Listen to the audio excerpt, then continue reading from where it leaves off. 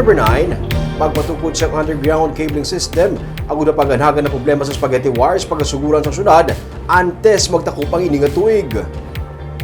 Nakasugtan sa pagsinapol ng Mayor Alvin Benitez upod sa mga opisyal kag tiglawas sa mga telco company ang pagtukod sa underground cabling system kundi pwede mapahamtang ang mga kable. Sunod sa kay Councilor Alice Pino, plano nga suguran sa syudad ang proyekto bilang economic enterprise antes matapos ang tuig.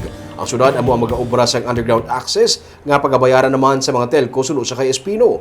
Kabayan ini isang tikang sa Benitez administration agud man mapahagan-hagan ang problema sa spaghetti wires. But we are already in agreement nga mapatindog ang local government unit ng Bacolod City sang access sa underground cabling. Okay. But at the same time, mabayad sila sa syudad sa Bacolod para may recovery kita sa Sininga project. So that we will have, of course, para ma-extend naman nila ang aton nga makuha sa ila sa aton man programs and projects for the government. Same